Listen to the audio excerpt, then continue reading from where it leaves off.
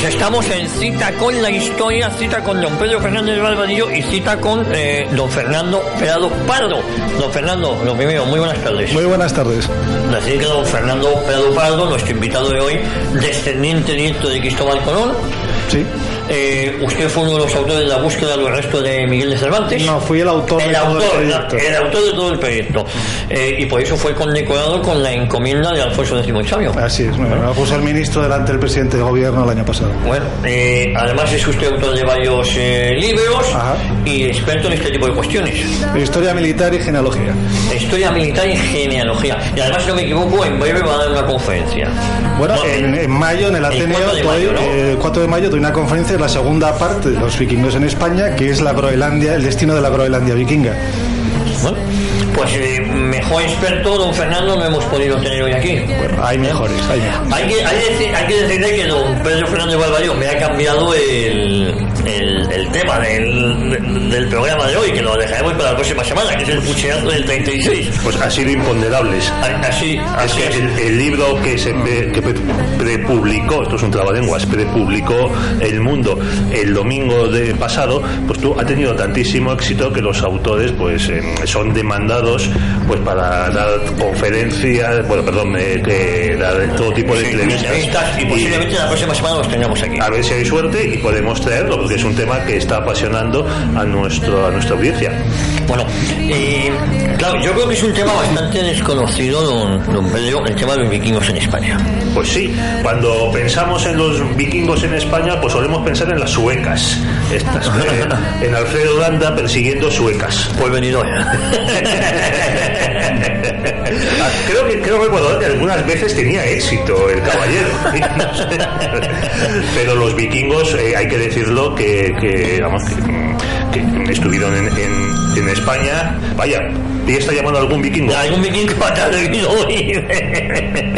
Pues estuvieron en España y llegaron hasta Pamplona, que yo creo que en aquella época no tenía costa, pero eso ya nos lo explicará aquí el amigo Fernando. Bueno, yo te he oído decir en alguna ocasión que también tiene algo que ver el cambio climático, no sé, con los vikingos, no sé, eso ya me lo explicaréis. El cambio climático tiene la culpa de todo. De todo, pues. De todo, hasta de que no liguemos tiene la culpa.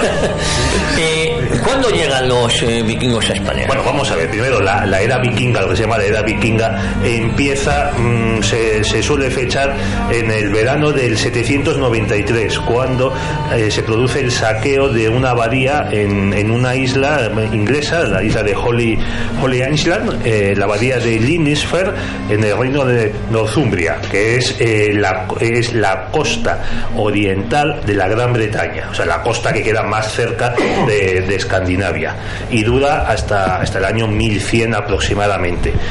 El primer avistamiento de vikingos que se produce en España es en el verano del 844 en Gijón. Mire usted. No, 844 en Gijón. En Gijón. Y de ahí siguen costeando, bajan por la costa gallega, lo que hoy es Portugal, y llegan al Andalus y se ponen a hacer lo que mejor sabían, que era saquear y comerciar. Pero hay una cosa que me llama mucho la atención. ¿Lo del cambio climático? No, sí, bueno, por ejemplo. Eso ya me lo explicará. Bueno, pues es que en la Edad Media se produce lo que los científicos han llamado el óptimo climático medieval, o sea, una época de temperaturas más altas que las que tenemos en estos momentos, y eso supone, pues entre otras consecuencias, hace más calor, llueve más, porque al hacer más calor se produce mayor evaporación de agua y hay más lluvias. O sea, más calor no quiere decir que haya más desierto. Lo que implica es que hay más selva, más bosque. Se produce este crecimiento del bosque que es en toda la Alta Edad Media, si queremos desde el Bajo Imperio Romano hasta la Alta Edad Media, y otra de las consecuencias es que es más fácil la navegación en el norte de Europa. Eso permite a los vikingos, estos navegantes, pues cruzar el mar del norte, saltar sobre las Islas Británicas y sobre Europa, y también, por otro lado, pues llegar hasta Islandia, de Islandia a Groenlandia, y de Groenlandia aparte de América, de lo que también hablaremos con Fernando Prado. Bueno, pues don Fernando Prado, 844 es cuando está fechado que el primer avistamiento de vikingos en España. Hay una curiosidad, o a mí me lo parece, nunca se quedaron en una población estable, nunca saqueaban, se iban, vendían, pero no se quedaban en España. No colonizaban. Sí, su planteamiento era muy básico. Un vikingo no es una raza ni un pueblo, es una actividad, es como decir abogado. Vale, pues vamos. Estos señores, pues de repente, en los meses buenos, se embarcaban todos y bueno, ya ahora nos vamos a comerciar. ¿Qué es? Pues vamos a robar, vamos a saquear y luego esos bienes los comerciamos en otros puertos. Esto no es tan raro en nuestra mentalidad. Los griegos y los romanos tenían a Apolo, que era el santo patrón de los comerciantes y de los ladrones. Así que es la misma la misma moneda con las dos caras. Lo que pasa es que estos señores, claro, su forma de actuar era el ataque rápido. Para eso tenían el magnífico desarrollo naval, el Langship, lo que es el barco largo, y el Noer, que es el barco comercial. Barcos que tienen muy poco calado, pueden meterse en todos los ríos navegables hasta donde no puede entrar ningún otro. Son muy rápidos tanto a la caza como en la persecución, con lo cual, pues claro, es la mejor herramienta naval que existe en esa época.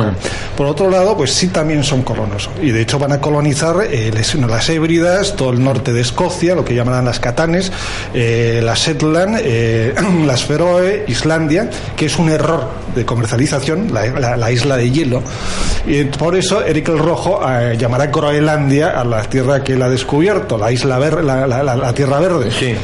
Bueno, que estaban mejorando el marketing, ¿no, Fernando? Pues no, sí, claro, es que eran unas personas terriblemente prácticas. De hecho, son víctimas de su propio marketing. Ellos lo que hacían era atacar de forma muy rápida y contundente. Y tenían por delante unas tropas de choque que eran los Berserker, gente que tomaban, bien por medio de droga, bien de forma autoinducida, entraban en un estado de frenesí homicida que no paraba hasta que los mataban o acababan con todo el mundo. Claro, estos señores, normalmente unos tíos enormes, que ponían los ojos en blanco, empezaban a echar babas blanquecinas por la boca mientras lanzaban horrísonos aullidos, mordían el escudo, tenían temblores espasmódicos. Pues sí, asusta un poco, la verdad. Sí, es que han ganado la mitad de la batalla solo con aparecer. Con el miedo. ¿Qué pasa? Cuando asaltan los conventos y las abadías, algo absolutamente inconcebible en la Europa cristiana de la época de Carlomagno, claro, estos señores están generando un marketing de terror que les ayuda en sus transacciones comerciales, pero que también va a darle leyenda a Paula, toda esta leyenda que ha llegado hasta el día de hoy. Otra cosa, la imagen que tenemos del vikingo, un tío con pieles, con un casco con cuernos y demás, eso es un invento de un ilustrador inglés del siglo XIX que le dijeron que ilustrara una serie de cuentos donde había unos vikingos y como no tenía ni pajolera idea cómo eran, se lo inventó. Y le puso el casco de los cuernos, es un invento. El tipejo que aparecía en el paquete de celtas antiguo es un invento del inglés. Es un invento de... Mira, vamos desmitificando cosas, ¿no? Bueno, también se me acaba de venir un mito abajo, ¿eh? También el kilt escocés es un invento de finales del siglo XVIII. De la época de Walter Scott. Más cosas que podemos decir. ¿Cuál ha sido esa influencia, don Pedro, o la importancia que han tenido en España? Pero yo creo que fomentar el comercio, ¿no? Bueno, y también los medios de defensa de los cristianos y de los andalusíes. Pero bueno, ya que estamos hablando en plan broma, pasemos a hablar de lo serio. Bueno, es que se puede... vamos a ver, todo lo serio bien explicado siempre tiene un fondo de broma. Todo lo que haga el ser humano tiene un fondo de cachondeo de forma imperiosa. Bien, en lo referente a qué ha aportado a España. Como sí, no ha hecho absolutamente nada, no ha construido ciudades, ni catedrales, ni nada. Gracias a los ataques de los vikingos, descubren los reinos asturianos que no tienen ningún tipo de defensa en costa y ya van a dar lugar a las construcciones de los castillos de la costa en toda la franja cantábrica y gallega. Así el castillo de Gozón, donde se va a labrar la Cruz de la Victoria, se va a labrar ahí porque es el sitio más seguro del reino de Asturias. Las murallas de Gijón y de Oviedo también. Abderramán II va a crear una red de fortificaciones, ribats, en toda la costa del califato, y va a crear también las atarazanas reales de Sevilla, que van a ser que para fabricar barcos para contrarrestar el ataque de esta gente. Va a reconstruir las murallas romanas. Por otra parte, Sevilla. Sí, las murallas romanas de Sevilla. Por otra parte, van a tener una consecuencia muy importante en la historia de España los vikingos, cuando atacan y asolan el Pamplona, en la expedición de Hastings y Björn Costado de Hierro, el hijo de Ragnar Lodbrok. El hijo de Íñigo Arista, que está ahí, que es primo de los Beni Casir de Tudela, que a su vez son emires del emirato de los Beni Casir de Zaragoza, se encuentra que le han saqueado su ciudad, su territorio, que está prisionero y que los cabritos de sus primos no han hecho absolutamente nada. Eso es hacia el año 859, para que nuestros oyentes se sitúen. Correcto, tiene que pagar un rescate de 9.000 dinares de oro, que entonces era un pastón. Y entonces cuando es liberado por los vikingos, ya sus relaciones con la familia han quedado muy dañadas, con lo cual va a empezar a acercarse al reino de Aragón, y por eso su hijo se independizará del emirato de los Beni Casir, y es el origen del reino cristiano de Navarra. O sea que las atalayas empezaron en el Cantábrico y no en el Mediterráneo. Es lo primero que podemos aprender. Así es, porque es que no tenía necesidad. Vamos a ver, Ramiro I y su hijo Ordoño están fortificando la frontera con el Islam. Tui, Astorga, la zona de León, pero no tienen necesidad ninguna de fortificar la costa, porque no tienen ataques desde ahí, hasta que aparecen estos sinvergüenzas creando el caos y saqueando por todos lados.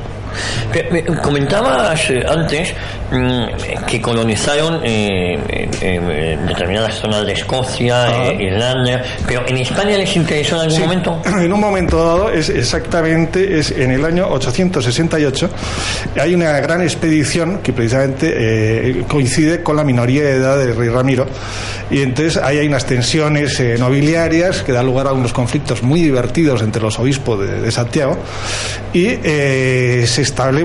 derrotan a las tropas del obispo Sisenando, se establecen, al haber minoría de edad, hay un gobierno inestable en el reino de Asturias, hay del reino que tenga un rey niño, dice la Biblia, y entonces aprovechan eso para establecerse durante 2 años completos. Durante esos 2 años el reino de Asturias va a abrir relaciones diplomáticas con el califato, tiene un enemigo común, el califato va a abrir líneas comerciales con Asturias, no va a hacer ninguna actuación, ninguna racia en la frontera, y va a permitir que el conde Gonzalo Sánchez pueda preparar un ejército para contrarrestar el avance de los vikingos. Estos llegarán a establecerse hasta la provincia de León. De hecho, al día de hoy hay un pueblo en la provincia de León que se llama Lordomanos, que es el nombre que se daba en España a esta gente que venía del norte. Porque normandos, que también el nombre con el que se los conoce, significa hombres del norte. Hombres del norte. O ascomanos, los que vienen en barcos de fresno. También. ¿Y cómo sabían que los barcos eran de fresno? Porque era el material de construcción que tenían. Un antiguo distinguía perfectamente entre roble, fresno, pino. Nosotros ya, ¿verdad? Nosotros distinguimos pues entre Seat, Audi, Mercedes. ¿La zona de mayor influencia de los vikingos en España, cuál podemos considerar? Galicia, sin duda. Vamos a ver, los vikingos tenían establecido su principal centro de ataque para España en la ciudad francesa de Bayona. Atacaron a Bayona en el año 843, se transformaron la iglesia de Santa María en un templo odín, y ahí se establecieron. Y debido a una tormenta, se desvió una flotilla vikinga, y descubrieron pues esas tierras que están ahí, fueron costeando toda la costa cantábrica, haciendo aguada de vez en cuando, hasta que llegaron al Farus Brigantino, que es como se conocía la Torre de Hércules. Claro, vieron esa mole y dijeron, aquí hay algo gordo. Había un pequeño pueblo que se llamaba Clunia, que desapareció ese mismo día, y fueron asaltando pues todo lo que iban encontrando, diciendo, bueno, es que esto es una maravilla, vamos encontrando cada vez más cosas. Hay que ver qué flojos eran entonces los gallegos, porque 700 años más tarde María Pita trituró unos cuantos ingleses. Es que no es lo mismo, estás tranquilamente con tus vaques, con tus alfabes, con tus cosas estas, y de repente se te plantan 600, 800 energúmenos que en 10 minutos minutos han arrasado con todo, se han metido en el barco y se han ido.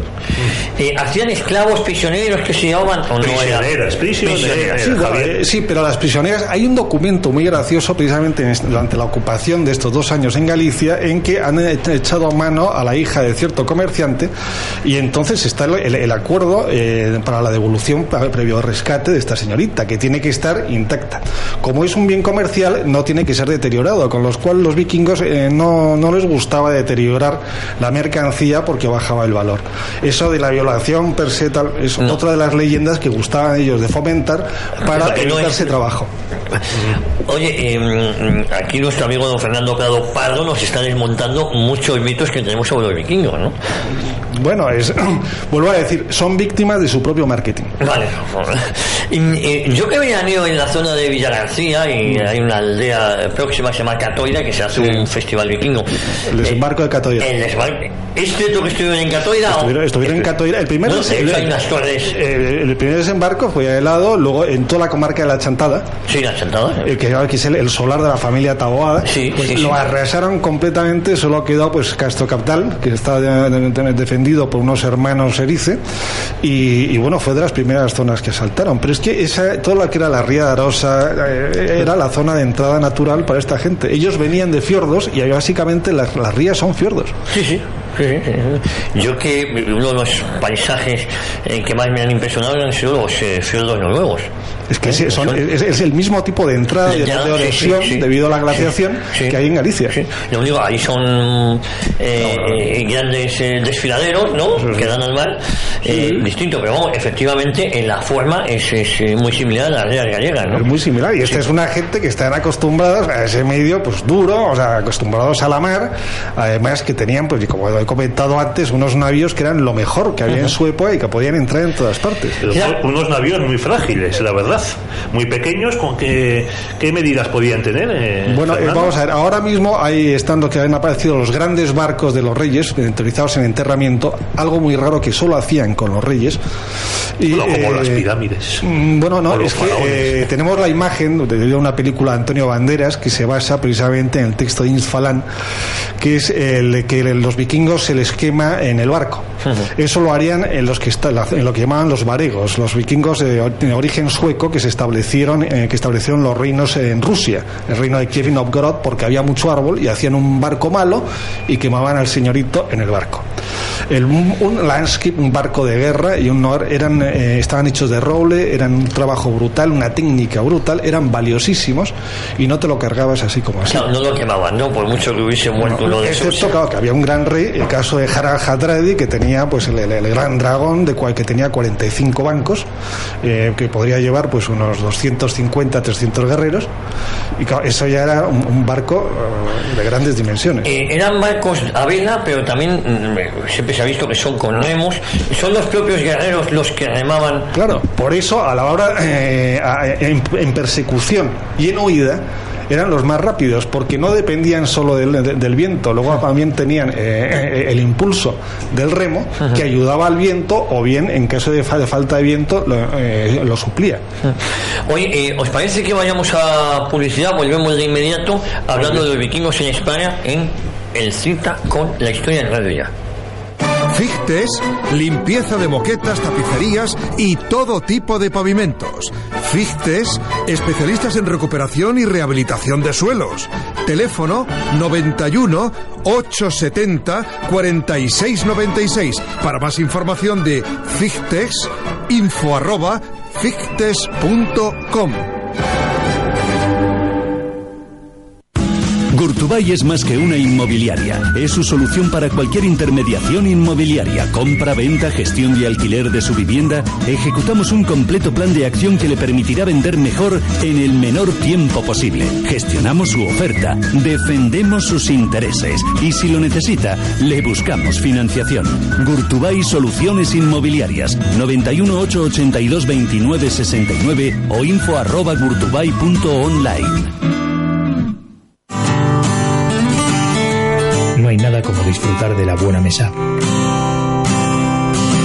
Calavia Gourmet te lleva a tu casa conservas de altísima calidad, los mejores productos artesanales y los vinos y cavas ideales con que maridarlos. Entra Entra en www.calaveagourmet.es y descubre toda su oferta. www.calaveagourmet.es. Directo a tu casa con el mejor precio y riquísimo. Como vikingo reclamo mi derecho a morir con la espada en la mano. Y yo te niego ese derecho. Adelante. Empújale. Corta mis ligaduras y dame la espada. ¿Por qué he de hacerlo? Te negarás el derecho a entrar en el Valhalla.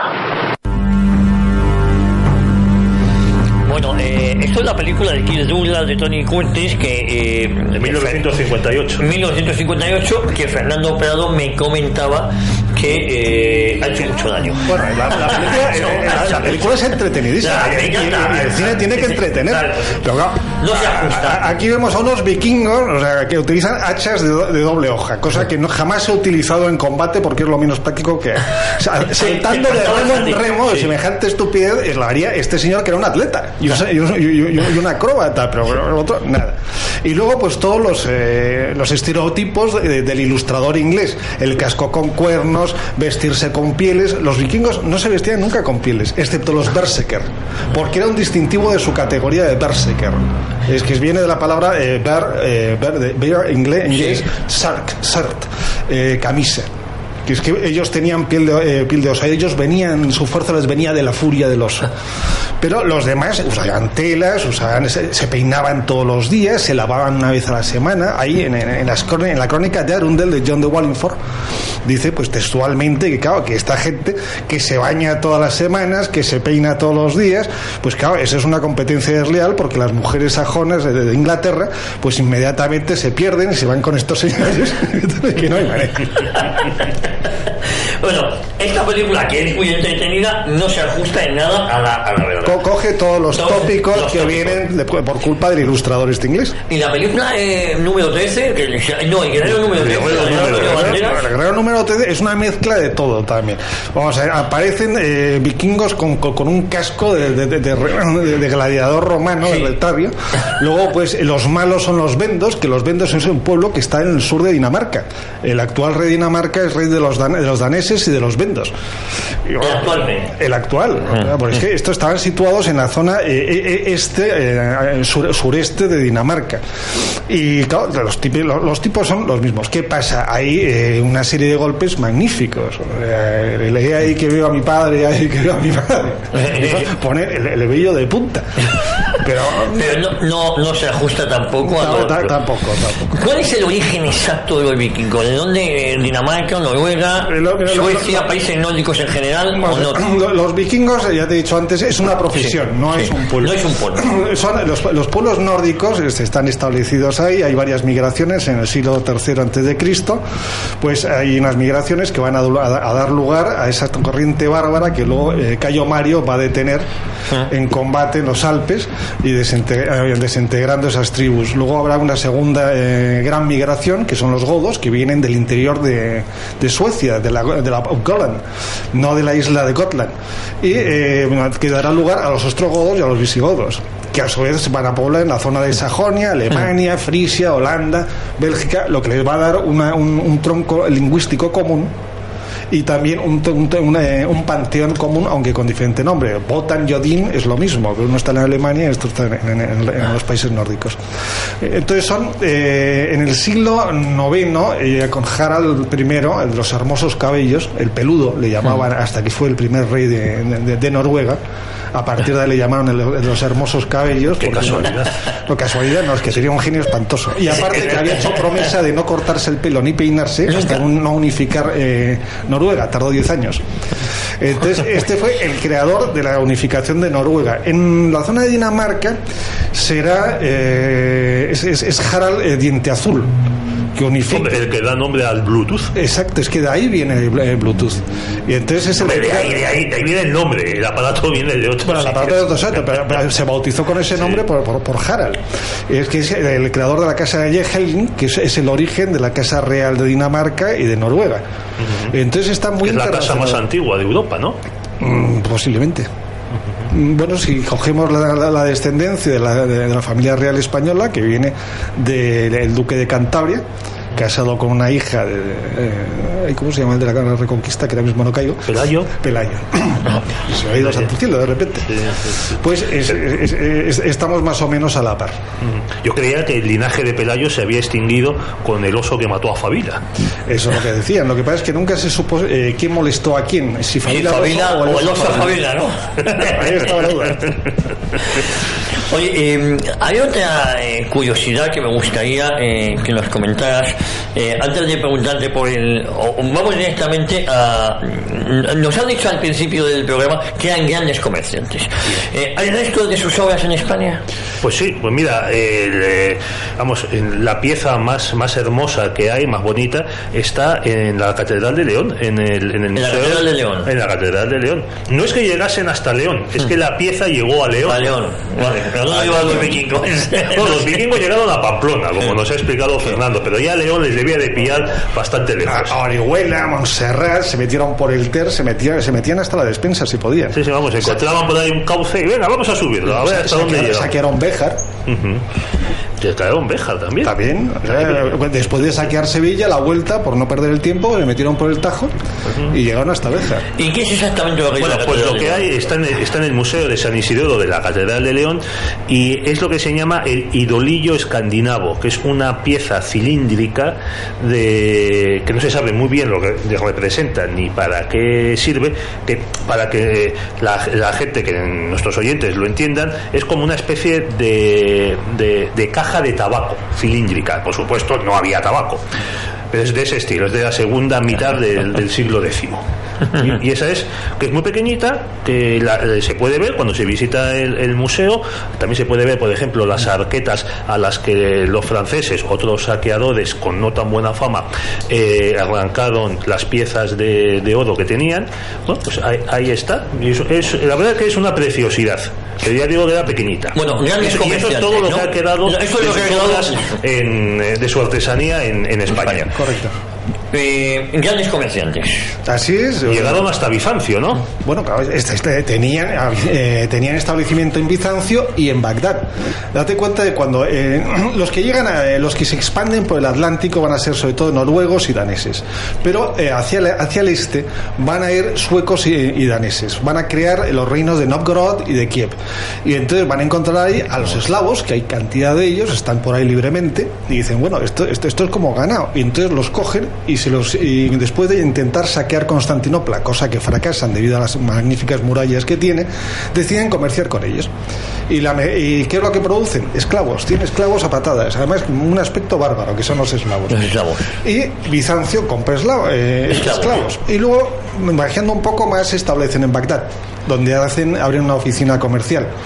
Y bueno, ahí encuentran que también su mercado, o sea, su producto vende. Con lo cual continúan con el Mediterráneo y descubren que qué maravilla. Vamos a ver, aquí hay toda una línea comercial que llega hasta el sur de España, y entonces vamos a vender nuestros esclavos. El eslavo, que de ahí viene la palabra esclavo en todos los idiomas europeos, viene de eslavos. De eslavo. Entonces, porque es que era un negocio floreciente, lo que se sacaba de la venta de eslavos. A esta zona. Pero el eslavo, el rubio, con ojos azules, piel blanca, pues cuanto más lo alejabas de su punto de origen, más precio tenía. Por eso, cuando llegaban a la Andalucía, la eslava, o sea, valía lo que quisieras. Porque es que decía, la veía y decía, pero qué barbaridad, qué mujer, yo la quiero. Sí, y además no eran conocidas. ¿Y de ahí que haya tantos rubios en Andalucía? Porque la eslava alcanzaba el precio más alto en el califato de Córdoba. Por otra parte, el califato de Córdoba se especializa en capar eslavos. El eslavo varón, cuando llegaba, lo llevaban a unos hospitales especiales que llevaban los judíos, que eran los mejores cirujanos, lo capaban, y si sobrevivía a la cirugía, entonces como eunuco alcanzaba un precio desorbitado en Constantinopla o en Bagdad. Pues vaya viajecito sabiendo lo que te esperaba. Eso es, te cogían ahí por las estepas del Volga, te llevaban hasta Córdoba, Taca, Y si vivías, que no era fácil, y te devolvían a Bizancio o a Bagdad. Bueno, pero ahí hacías una carrera magnífica en el harén de yo prefiero intentarlo con oposiciones al registrador de la propiedad, la verdad. Oye, si tenías la opción, no lo dudes. Tienen fama de grandes exploradores. Y lo fueron unos magníficos exploradores. Vamos a ver, la palabra singladura en español viene de sigling, que significa un día de navegación entre los antiguos noruegos. Y estos, cuando salen de Noruega, el asalto de la abadía de Lindisfarne en Holy Island, en frente de las costas de Northumbria, como ha dicho antes Pedro. Claro, ¿cuál es la visión que tienen?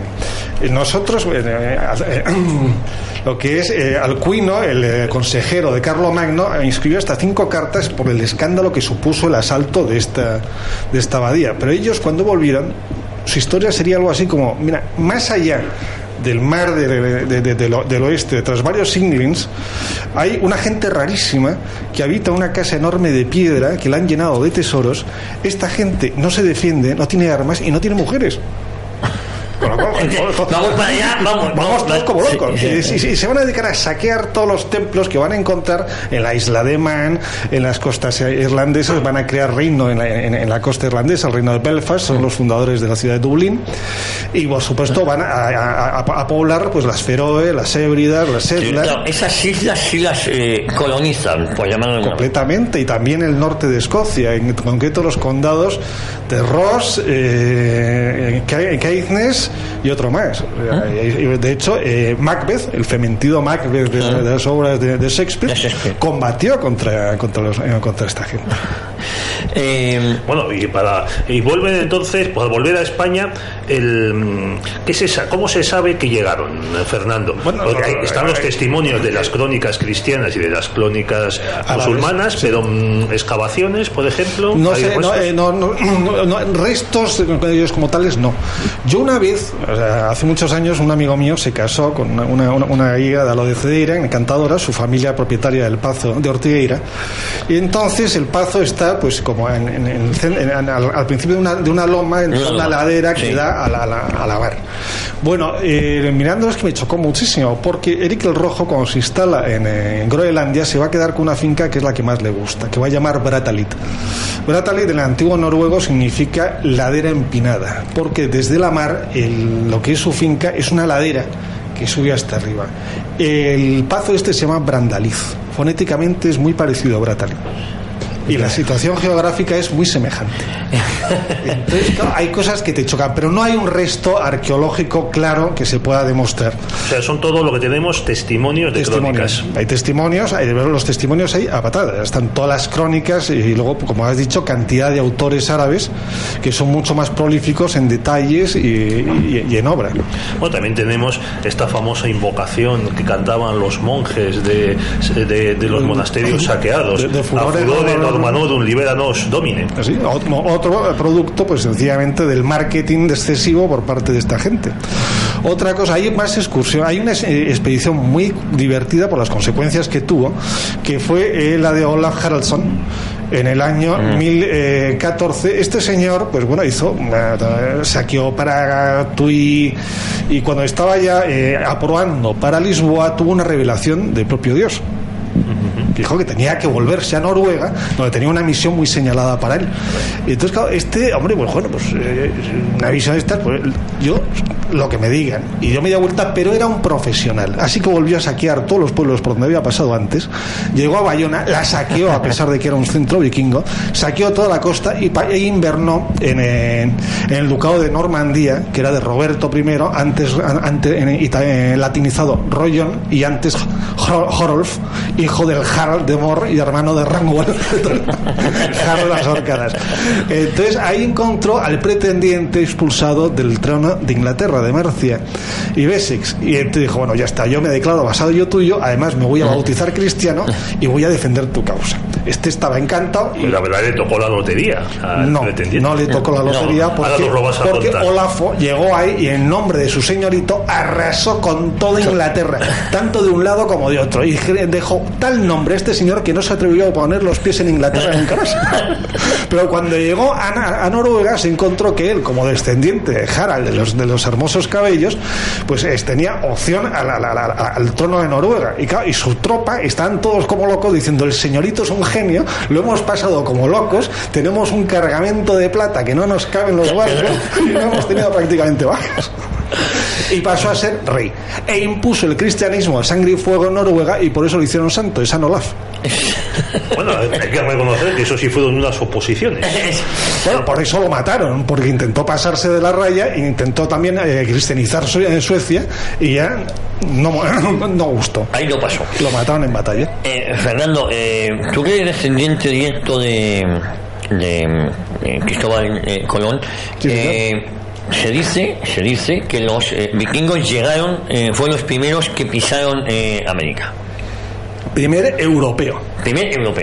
Llegaron, sí, bueno, Eric el Rojo en el año 980 y tantos se establece en Groenlandia, los dos puntos de establecimiento, y su hijo Leif Erikson va a establecerse en un sitio que se llama Leifbudir, las cabañas de Leif, en un sitio indeterminado. Se sospecha que puede ser en la costa de Terra Nova, pero no se ha encontrado establecimiento. ¿Qué ocurre? Por culpa de su hermanita Fría, que bueno, aquí la organizó de todos los colores, en un intento de colonización posterior que hubo ahí, asesinó a la mitad de la expedición. Y claro, cuando ya los otros dijeron: miren, nosotros no matamos mujeres, pues darme una hacha que lo hago yo. Y se llevó a 8 por delante. Claro, a su hermano le dijo: esta mujer es un horror, yo no puedo matarla, pero la destierro.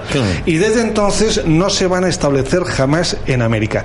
Y eso sentenció el establecimiento de Groenlandia, porque Groenlandia no tiene ni hierro ni madera, e Islandia no tiene ni hierro ni madera tampoco. Lo hay en América. La madera se llevaba de Noruega, o bien la que había de deriva. ¿Qué pasa? Lo que había en América, y entonces hay asentamientos muy temporales que se ve que iban ahí a cortar madera, y que están muy separado lo que es la ferrería. Las ferrerías siempre están separadas del centro de las ciudades, y entonces se han encontrado 2 establecimientos en las costas de Terra Nova, pero jamás hubo intento serio de establecerse, y eso a la larga condenaría, cuando hay el cambio otra vez, se enfría el condenaría a Groenlandia para siempre. Claro, porque lo que está claro es que estuvieron los vikingos como primeros europeos. Llegaron, pero ni descubrieron nada. Los royalties los sigue teniendo el abuelo. Eso es. Es que el descubrimiento de América por los vikingos era para ellos. Era algo, pues como se hacía antes en muchas expediciones, tanto del Pacífico como los propios vikingos, pues que parabas en una zona desconocida para hacer una aguada, obtener alimentos frescos, obtener comida, pero no con afán de descubrir aquello no de civilizar, de construir ciudades, no. Lo mismo también, por ejemplo, ellos tenían obsesión de explorar. O sea, de hecho, el primero que descubre las costas norteamericanas, le echan una bronca espantosa porque se desvía por una tormenta, y entonces va viendo lo que hay hasta que llega a Groenlandia. Y cuando llega a Groenlandia, todos le dicen: pero tú eres un idiota, has visto todo esto y no te has metido a explorar. Y les parece inconcebible. Pero bueno, es que quería decir, por ejemplo, los fenicios y los romanos hacían lo mismo. Estaban de expedición, de viajes, encontraban un lugar amistoso donde podían hacer aguadas, recoger leña, comida, para negociar incluso con los nativos, y se lo guardaban para sí, no lo comunicaban, no lo ponían en los mapas. Incluso estaba en algunas culturas estaba penado con muerte revelar a quien te conquistaba, quien se apoderaba de tu barco o de tu tripulación, de revelarle los mapas secretos, los destinos, porque claro, perdías negocio. Bueno, y tenían un valor estratégico. El capitán Cook, el viaje que hace es en base a unos planos que se han cogido del almirantado español en Filipinas, ¿no? Se pillaron en Filipinas cuando la toma de Filipinas en 1762-63, pero esos planos los tenía España desde que, por cierto, un pariente mío, don Diego de Parado Tobar, junto con Torres y Quirós, en 1616 dieron una vuelta por ahí y cartografiaron la costa norte de Australia, el estrecho de Torres, dieron nombre al estrecho de Torres, una Guinea Papúa, etcétera. Bueno, volviendo a los vikingos y a España, entonces tenemos una lista de lugares donde los vikingos hicieron sus primaveras en el Corte Inglés. Y tenemos varias ciudades gallegas, tenemos Algeciras, Murcia, Orihuela. Sí. Has dicho que llegaron a Béjar. ¿Cómo llegaron a Pamplona? Bueno, esa es la segunda expedición, la de Hastings y Björn, constado de hierro, hijo de Ragnar Lodbrok. Porque ellos, perdona, has dicho que tenían una base en Bayona. Sí.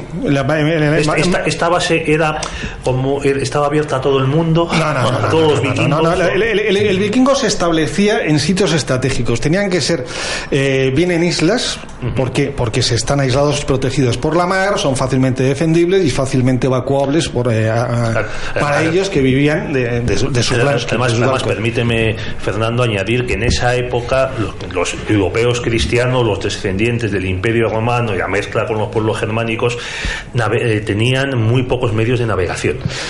Bueno, estaba lo que era toda la Hansa, que eran todas las ciudades al otro extremo del estrecho de Skegerran, que vivían del comercio, y de hecho el origen de todo el gran desarrollo naval de los noruegos es el comercio con las ciudades de la Hansa. Pero no había grandes barcos o no había esa navegación de alta mar y sí de cabotaje. No, había todo de cabotaje. En ese sentido es completamente revolucionario el desarrollo náutico que hacen los vikingos.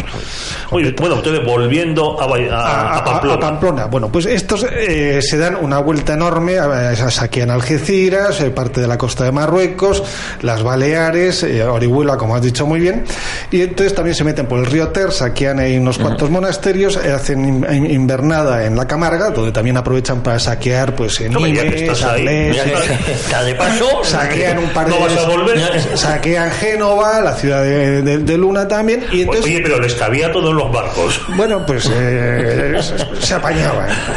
El hecho es que si fue a la vuelta o una racia que hicieron entre medias, hay dos ideas. Una está en que entraron por el río Ebro y luego desde ahí fueron pasando a larga hasta entrar en Pamplona. O sea, dices por el Ebro, o sea, montando el Ebro y pasando por Zaragoza. Y pasando por Zaragoza, y ahí supongo que saquearon también. Los barcos, cuando llegaban a un punto en que ya no podían continuar, sacaban el barco y entonces pasaban y lo movían. Era un barco que tenía medio metro de quilla. Yo la pregunta es que, claro, en esos tiempos siempre navegarían volando las costas, ¿no? Porque No, para nada. O sea, tiene una capacidad. Claro, si llegan hasta América tampoco pueden ir volando la costa. Pero claro, la autonomía de estos barcos, aparentemente frágiles, no lo eran tanto. Es que ese frágil, todo es frágil. Sí. Depende de qué punto de vista. Si lo comparas con el Bismarck de la Segunda Guerra Mundial, era un cascarón. Pero en su momento de frágiles no tenían nada. Además son piezas ensambladas en una técnica que llaman tresbolillo, de tinglado. Entonces cuando se han hecho siguiendo la misma técnica, construcciones actuales, se ha puesto a navegar, y una cosa que ha chocado es que es muy flexible, cabalga literalmente las olas, la quilla se mueve y se mueven las piezas junto con el movimiento del oleaje, adaptándose a él. Claro, es que es espectacular, quiero decir, puede llevar a engaño el pensar que son barcos no excesivamente grandes y que tengan este nivel de autonomía, ¿no? Y ese es el barco de guerra. Luego está el Noer, que es el barco de comercio, que podía tener una capacidad de carga de 400 toneladas. Perdona, las flotillas estas vikingas, ¿cuántos barcos podían? Bueno, la primera eran unas 120 barcos, de los cuales la mitad serían Noer y la otra mitad barcos largos. Bueno, volvemos entonces a Pamplona. Dices que una teoría era que remontaron por el Ebro. Por el Ebro, y de ahí fueron cogiendo ríos hasta entrar en Pamplona. Otra es que se viene dada por una teoría, por un apunte que dijo don Claudio Sánchez Albornoz, Salam, que es que en la ría de Mundaka, Guernica Mundaka, Guernica está en Guipúzcoa. No, Guernica está en Vizcaya. Está en Vizcaya. Bueno, tienes razón. Estaba pensando en otro sitio, en Guetaria. En Guetaria sí. Pues ahí está enfrente el monte Soyube, que en las crónicas antiguas de los árabes llaman el monte de los Madhus, que es la forma de decir paganos que tienen ellos. Para ellos Madhus viene de la palabra magos. Los magos son los que adoraban el fuego, los zoroastristas, todos los paganos. Y entonces le llaman el monte de los paganos, y que posiblemente ahí tuvieran una base naval los vikingos. Claro, entrando por esa ría y otra vez saltando de río en río puedes llegar a Pamplona. Así, son dos vías viables, y que además esta gente ha demostrado, si estás dispuesto a trabajar, claro, si la mujer te ha mandado para que llenes el barco de oro, de plata y de pieles, pues claro vas con el barco por donde sea hasta Pamplona. Nos vamos a ir a publicidad ahí por el Urtiola. Nos vamos a publicidad un minuto. Seguimos con Fernando Prado Pardo y con don Pedro Fernández Baronía. Fichtes, limpieza de moquetas, tapicerías y todo tipo de pavimentos. Fichtes, especialistas en recuperación y rehabilitación de suelos. Teléfono 91 870 4696. Para más información de Fichtes, info@fichtes.com. Gurtubay es más que una inmobiliaria. Es su solución para cualquier intermediación inmobiliaria, compra, venta, gestión y alquiler de su vivienda. Ejecutamos un completo plan de acción que le permitirá vender mejor en el menor tiempo posible. Gestionamos su oferta, defendemos sus intereses y si lo necesita, le buscamos financiación. Gurtubay Soluciones Inmobiliarias, 91 882 29 69 o info@gurtubay.online. No hay nada como disfrutar de la buena mesa. Calavia Gourmet te lleva a tu casa conservas de altísima calidad, los mejores productos artesanales y los vinos y cavas ideales con que maridarlos. Entra en www.calaviagourmet.es y descubre toda su oferta. www.calaviagourmet.es. Directo a tu casa con el mejor precio y riquísimo.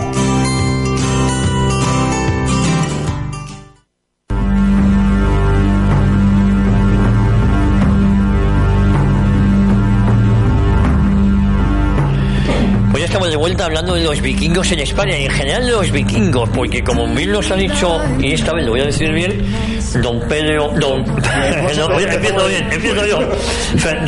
Fernando Prado Pardo Manuel de Villena, ahora es correcto. Fernando Prado Pardo Manuel de Villena, descendiente directo de Cristóbal Colón. Los vikingos no es una raza, ¿no? Es un oficio. Una actividad. Es una actividad, no es una actividad. Una actividad. Bueno, yo te preguntaba fuera del micrófono por sus costumbres religiosas. Bueno, estos todos hemos visto en las películas Odín. Sí. Bien, Odín era el dios principal. Ha habido dos pueblos, los Aesir y otro que no me acuerdo ahora mismo. La capital de los Aesir, donde gobernaba y era el dios supremo de todos los dioses, Odín. Lo situaban en algún punto al este del Volga. Y entonces esta ciudad, Asgard, que es como se llamaba, ahí reinaba él. En Asgard vivía con el resto de los dioses, y cada uno tenía una representación. El dios de la guerra no era Thor, era Tyr, el más bravo de todos, ya que perdió su mano derecha al ponerla en la boca del lobo Fenrir mientras encadenaban al bicho. El lobo Fenrir, que va a traer la destrucción el día que se libere de sus cadenas, el Ragnarok. Thor, el hijo de Odín, es dios de la guerra. Luego está Loki, que es el dios loco. Freya, la diosa de la abundancia, de la agricultura y demás. Y hay diferentes dioses que tienen diferentes representaciones. Pero lo más importante en este sentido, es el concepto de no pesimismo, sino fatalismo. Odín se pasó 3 días colgado del árbol de la vida y renunció a un ojo para conseguir el saber supremo, similitudes con la crucifixión y los 3 días en la cruz.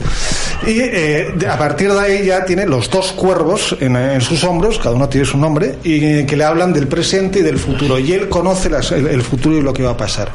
Por eso se prepara para el día del juicio final, el Ragnarok, cuando el lobo Fenrir, que es una criatura producto de Loki, se libere y se trague el sol, que será la guerra contra los gigantes, y por eso está recogiendo las almas de los mejores guerreros. Los guerreros van a un salón enorme que hay en Asgard, que es el Valhalla. Valhalla es el genitivo plural. Entonces ahí se reúnen y están combatiendo, preparándose para una batalla que saben que van a perder, porque van a ser derrotados, van a morir los dioses, Odin morirá y todos morirán, pero les importa un rábano. Lo importante es cómo afrentes tú la realidad. Cuando esto se refleja muy bien en las sagas, la saga Erik y la saga Rauda, la saga de Erik el Rojo, te explican que una de las expediciones que hacen, que llegan a América, se hunde uno de los barcos, no hay suficientes barcos para todos, y entonces se tienen que quedar en tierra, en América, condenarse a la muerte, pues porque no caben todos. Y entonces uno de los que se van a quedar pues rompe a llorar de una forma muy indigna, hasta tal punto que uno de los que están ya embarcado dice: mire, no puedo consentir esto, yo me voy a bajar y me quedo aquí, y que que quiere tanto la vida se embarque. Y entonces la saga es definitiva. El miserable ese no mereció ser recogido su nombre en esta saga. El otro se llamaba Leif no sé cuánto.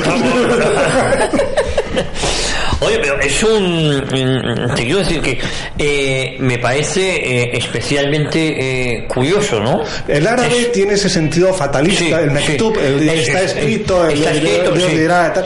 Y bueno, ¿qué le vamos a hacer? No hay nada que hacer. Mientras que otro dice: no, está escrito, pero me da igual. Lo importante es cómo me enfrento a esto. Oye, ¿cuándo se empiezan a cristianizarse los vikingos? Ya nos has hablado de este Olafsson que volvió iluminado y se hizo el rey de Noruega. Sí, bueno, el cristianismo empieza a llegar a partir del siglo, finales del siglo VIII, con los monjes que vienen del Imperio Carolingio. Adán de Bremen, obispo de Bremen, se establece ahí y se empieza a cristianizar toda esa zona, y eso va a ejercer influencia en el norte. Así sabemos, por ejemplo, que había comunidades de monjes irlandeses en Islandia cuando se la colonizan los noruegos. Y hay un nieto de un caudillo noruego, nieto de Ketil el Chato, que es el primero que va a trabar contacto con estos papar, que es como los llaman a estos monjes, y se va a cristianizar. Por eso su nombre en Islandia será conocido como Ketil el Tonto, porque sencillamente el cristianismo y su mentalidad pues no iban así. O sea que ya había monjes irlandeses en Islandia cuando llegan los... Exacto, era su sitio de retiro para meditación y retiro. Luego ya a través a partir del reinado de Erik Hacha Sangrienta, el hijo de Harald de los hermosos cabellos, ya el cristianismo se empieza a establecer en Noruega, y de hecho es este rey el que va a mandar a un cristiano, a un sacerdote, para que cristianice Groenlandia, y lo va a llevar con Leif Erikson, el hijo de Erik, que va a generar unos terribles problemas en la familia de Erik, ya que Erik, bueno, su mujer se convierte al cristianismo, Erik pues no quiere problemas, incluso le construye una capilla, y esta señora le dice: no, y es que yo soy cristiana, me he convertido, y entonces tú eres un pagano, y entonces claro, nuestros lazos ya no son los mismos, yo ya no reconozco nuestro matrimonio porque no está bendecido por Dios, con lo cual Erik se volvió a su hijo: tú eres un cabrito, que te llaman el afortunado, tú eres un desgraciado, me has traído estas bocas inútiles que han destruido la paz de mi hogar. Con lo cual Erik decidió que tenía que irse y se fue a descubrir América. O sea que se descubre América porque Erik no aguanta a su mujer. No, porque Erik tiene problemas familiares, y Leif, que es el culpable directo de eso, es que ya con tanto Erik y Leif no se pierde. Leif decide que es momento de, esa ruta que vio este señor que no se yo explorando, pues mira, me apetece mucho explorarla, a ver qué encuentro, y me quito de en medio. Como le dice Sean Connery a Michael Caine en El hombre que pudo reinar: vayamos a refugiarnos en la batalla. Más o menos. Buena película esa. Luego, por ejemplo, en Groenlandia y también en Islandia a veces no había sacerdotes sacerdotes. Y entonces ya una vez que se ha cristianizado, lo que hacían era en los enterramientos, el pobre Halaf se ha muerto sin ser bautizado. Clavaban una estaca más o menos donde debía tener el corazón y echaban agua bendita a ver si le llegaba. Eso me suena a algo de Drácula. No, pero es curioso. Y luego otra consecuencia curiosa, los islandeses, en Islandia no hay madera que se pueda tallar, no hay piedra que se pueda tallar tampoco. Y entonces, como se aburría muchísimo, 9 meses al año es oscuridad, pues es invierno, pues entonces desarrollan una capacidad mnemotécnica fantástica y son los grandes escaldos que tienen los noruegos y los escandinavos. Todas las sagas, la mayor parte de las sagas, su origen es en Islandia. Y entonces cuando les llega el cristianismo también les llega la escritura, que tiene pues muchos más símbolos que se conjugan mucho mejor y que dan una posibilidad de riqueza, de construcción infinita con respecto a las runas. Y como tienen cantidad de cueros de ovejas, porque ellos crían ovejas, pues se les da por copiar. Y los mejores textos y más antiguos y más los libros de asentamientos, las sagas islandesas, todas las sagas de esta gente, registros genéticos, lo más antiguo, su origen es Islandia. Oye, y muy importante, ya estamos acabando, ¿por qué acaban los ataques hacia el Misen? Bueno, para entonces, primero ya se está cristianizando y el cristianismo se da de patadas con lo que es el concepto de saqueo del vikingo. No, son incompatibles. Además, ya se ha estructurado, se están fortaleciendo las costas, están fortaleciendo las defensas, ya no es ese paseo tan sencillo que había antes. Y luego, pues ya hay unos cambios políticos en Noruega que va a dar lugar, pues bueno, a una serie de conflictos brutales, la famosa cristianización con Olaf Haraldsson, las guerras continuas, luego su medio hermano Harald Hardradi, que morirá en 1066, poco antes de la batalla de Hastings en Stamford Bridge. Y bueno, y ese es el canto del cisne de los reyes vikingos, el canto del cisne de los berserks y el fin de las invasiones en España. Pues don Fernando Prado Pardo, Manuel de Villena, ha sido un placer tenerle hoy aquí con nosotros en el micrófono de Radio Ya, en Cita con la Historia. No olvidemos recomendar su conferencia el día 4 de mayo. 4 en el Ateneo de Madrid. Entrada libre, hasta completada aforo. ¿A qué hora? Es a las 7 de la tarde. 7 de la tarde, el 4 de mayo. Es el 4 de mayo sobre el destino de la Groenlandia vikinga. El destino de la Groenlandia vikinga. Bueno, ya le traeremos a Fernando para que nos hable de la Groenlandia vikinga. Don Pedro Fernández Barbadillo. Muy bien, y solo para acabar, pues 2 recomendaciones literarias. El relato de Álvaro Cunqueiro San Gonzalo, de un obispo gallego que, entre otras cosas, combate a los normandos. Y San Gonzalo de Mondoñedo. Sí, señor. Combatió rezando. Sí, señor. Y Dios le escuchó. Bueno, y también todas las sagas nórdicas de las que ha hablado Fernando y que editó en su momento Siruela. Hay una fantástica que prologó precisamente Jorge Luis Borges, que es la saga de Giles Skallagrímson. Luego está la saga de Nahal, magnífica. No tenemos tiempo para más, pero vamos con la promesa de que espero que don Fernando Prado Pardo, Manuel de Villena, esté en otra ocasión aquí en el micrófono. Vamos a dejar en Fernando. Fernando ya está, Fernando, un placer. Igualmente, muchas gracias. Querido Pedro Fernández Barbadillo, la próxima semana más y mejor.